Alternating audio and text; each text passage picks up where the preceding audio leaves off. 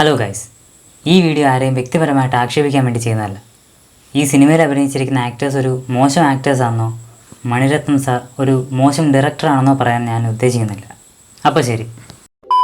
38 വർഷങ്ങൾക്ക് ശേഷം കമൽ സാറും മണി സാറും ഒന്നിച്ചൊരു സിനിമ, ഒരുപാട് സ്റ്റാർ കാസ്റ്റുകളുള്ള ഒരു സിനിമ. അത് വല്ലാത്തൊരു സിനിമയായിപ്പോയി. ഈ സിനിമയെ പറ്റി പറയാനാണെങ്കിൽ കുറച്ച് വിവേകം, കുറച്ച് അഞ്ചാൻ, പിന്നെ കുറച്ച് ജില്ല, അങ്ങനെ എല്ലാം കൂടെ ചേർത്ത് അടിച്ച് നനച്ച് പിഴിഞ്ഞു കുഴച്ച് ആശയ ഉണക്കാട്ടൊരു പടമാണിത്. സാധാരണ ഒരു ഗ്യാങ്സ്റ്റർ പടം വരുമ്പോൾ അതിന്റെ ലൊക്കേഷൻ എവിടെ ആയിരിക്കും? മുംബൈ. പക്ഷെ ഇത്തവണ മുംബൈ അല്ല, അങ്ങ് ദൂരെ ഡൽഹിയിൽ.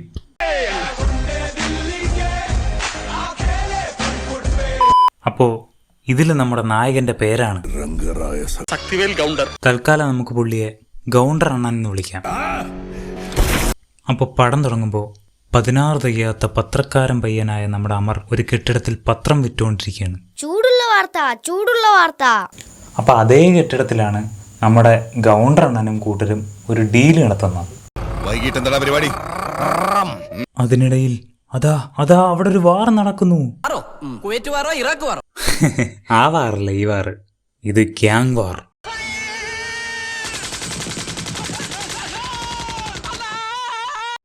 ആ വാറിന്റെ ഇടയ്ക്ക് നമ്മുടെ അമറിന്റെ തങ്കച്ചിയെ കാണാതാവും. അതുപോലെ അവന്റെ അച്ഛൻ വെടികൊണ്ട് മരിക്കുകയും ചെയ്യും. പിന്നെ അമറിന്റെ തങ്കച്ചി ചന്ദ്രയെ കണ്ടുപിടിച്ചു കൊടുക്കാന്നും പറഞ്ഞ് ഈ ഗൗണ്ടർ അണ്ണൻ അമറിനെ ദത്തെടുക്കും. അനന്തരാവകാശിയായി നിൽക്കുന്നത്. പിന്നെ വർഷങ്ങൾക്ക് ശേഷം പിന്നെയും ഗ്യാങ്ങുകൾ തമ്മിൽ ഗ്യാങ് വാറ്. അതിനിടെ ചന്ദ്രയെ കണ്ടുപിടിക്കാന്നും പറഞ്ഞ് ഇറങ്ങിപ്പോയ ഗൗണ്ടർ എണ്ണം പോയി ഇന്ദ്രാണിയെ പിടിച്ചോണ്ടുവരും. പിന്നെ ഗൗണ്ടർ അണ്ണനും ഇന്ദ്രാണിയും തമ്മിൽ റൊമാൻസ്. ഭവാനി ഒന്ന് മനസ്സിലാൽ ഈ കലവറ നമുക്കൊരു മണിയറയാക്കാം. അല്ല ഗൗണ്ടർ അണ്ണ, നമുക്ക് ചന്ദ്രയെ കണ്ടുപിടിക്കണ്ടേ? ഓ സോറി. പിന്നെ നമ്മുടെ അമറിനും ഇന്ദ്രാണി ഇഷ്ടവും.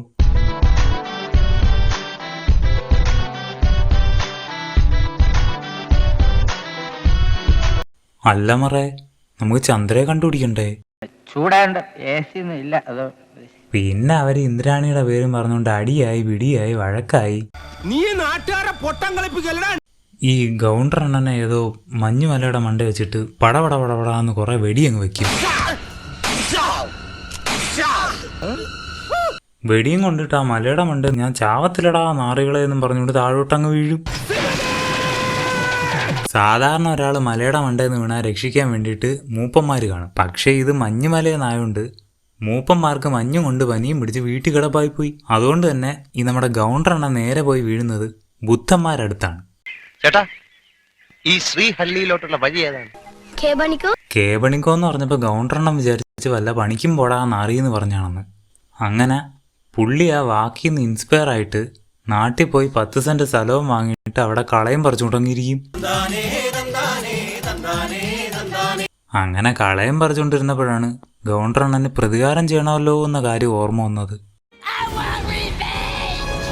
അപ്പൊ തന്നെ കളയം വെള്ളയും പറിച്ച് അപ്പുറത്തെ പണയെ കളഞ്ഞിട്ട് നേരെ പ്രതികാരം ഉണ്ടാക്കാൻ പോയേക്കുന്നു.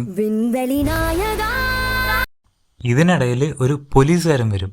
പുള്ളി എന്ന് വെച്ചാൽ നമ്മുടെ ചന്ദ്രയുടെ എക്സ് ഹസ്ബൻഡാണ്. നീയാണോ? അതെ, ഞാനാണ്. പുള്ളി ആദ്യം തന്നെ നമ്മുടെ അമറിനെ എരികേറ്റി ഗൗണ്ടർ അണ്ണനെ കൊല്ലാൻ പറയും. പിന്നെ പുള്ളി ഗൗണ്ടർ അണ്ണാന്റെ അടുത്ത് നിന്ന് എരികേറ്റിട്ട് അമറിനെ കൊല്ലാൻ പറയും. പിന്നെ ഗൗണ്ടർ അണ്ണ എല്ലാ എണ്ണത്തിനെയും കൊല്ലും.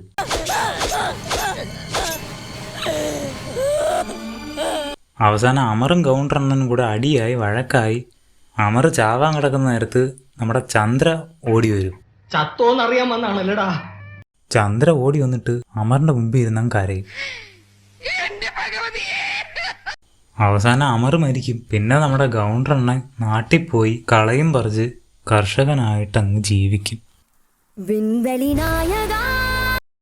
പടവും കഴിയും. So please, sabar karai, sarak.